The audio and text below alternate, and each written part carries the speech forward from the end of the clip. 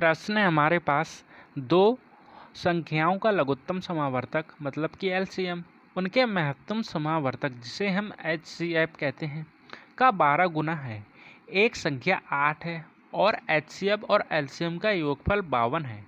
दूसरी संख्या क्या है? ये रहे आपके सारे ऑप्शंस। ठीक, अभी इस प्रश्न को कैसे हल किया जाता है तो आइए समझते हैं। ये जो प्रश्न है बार बार पूछा जाता है और ऐसे ही सेम फॉर्म में पूछा जाता है। ठीक, तो इसकी सिंपल सी ट्रिक है, उसको समझ लेते हैं।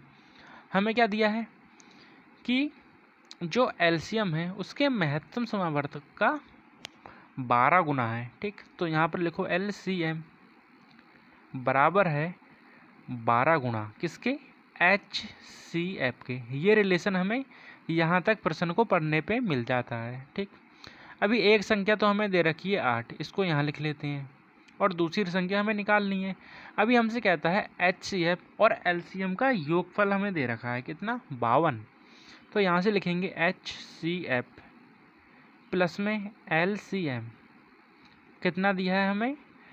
52 दे रखा है। ठीक, लेकिन हमने देखा कि एलसीएम का मान हम 12 एचसीएफ भी रख सकते हैं। ठीक, एलसीएम बराबर हम 12 एचसीएफ भी रख सकते हैं। क्यों? क्योंकि ये दोनों बराबर हैं। तो यहाँ से आ जाएगा हमारे पास एचसीएफ प्लस में एलसीएम की जगह मैं रख लूँगा 12 एचसीएफ। ठीक है, और बराबर में कितना है? 52। यहाँ से हो जाएगा मेरे पास 13 एचसीएफ। ठीक, ये 12 थे और एक ये मैंने क्या किया, इनको प्लस कर दिया। ठीक, और बराबर में हमारे पास 52 दे रखा है। यहाँ से हमारे पास एचसीएफ निकल जाएगा, कितना आ जाएगा?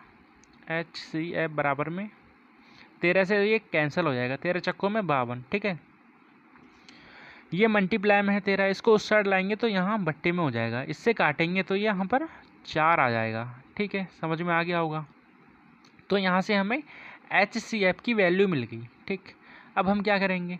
अब हम एलसीएम की वैल्यू निकालेंगे। एलसीएम की वैल्यू कैसे आएगी? तो यहाँ देखो, हमें ये रिलेशन दे रखा है, एलसीएम बराबर में 12 एचसीएफ और एचसीएफ का मान हमारे पास 4 आ गया। ठीक, तो इस समीकरण में इस समीकरण में हम एचसीएफ का मान रख देंगे। ठीक, तो एलसीएम बराबर में कितना? 12 है, मल्टीप्लाई में एचसीएफ जिसका मान हमने अभी 4 निकाला है। ठीक, तो इसको यहाँ रख देते हैं 4। तो एलसीएम का मान हमारा हो जाएगा 12 का 12, 12 दूनी 24, 12 चक्कों में कितना? 48। ठीक, अभी एक फॉर्मूला होता है, वो क्या होता है? एलसीएम मल्टीप्लाई में एचसीएफ बराबर में क्या आ जाता है? दोनों संख्याओं की मल्टीप्लाई, मतलब जिसका एचसीएफ और जिसका एलसीएम हमें दे रखा है उन दोनों की मल्टीप्लाई। तो पहली संख्या तो हमें दे रखी है कितना? 8, लेकिन दूसरी संख्या हमें नहीं दे रखी है, तो उसे ए मान लो या फिर बी मान लो। तो उसे मान लेते हैं हम बी। ठीक, और इसका मान निकालना है।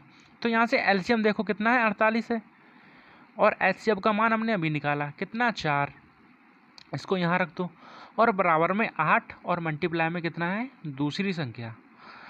अब क्या? अब हमारे पास सिर्फ कैलकुलेशन बची, कैलकुलेशन करो और दूसरी संख्या का मान निकाल दो। ये मल्टीप्लाई में है, ये वहाँ डिवाइड में चला जाएगा, तो मैं सीधे काट देता हूँ। ठीक है, 8 पंजे 40 और 8 छिंग 48। ठीक है, फिर ये 6 मल्टीप्लाई में 4 बचा, तो 4 छिंग कितना हो जाता है? बता भाई, 24। ठीक है, दूसरी संख्या कितनी आ गई मेरी? 24। ऑप्शन नंबर सेकेंड हमारा राइट और करेक्ट आंसर हो जाएगा। ठीक है, समझ में आया? धन्यवाद।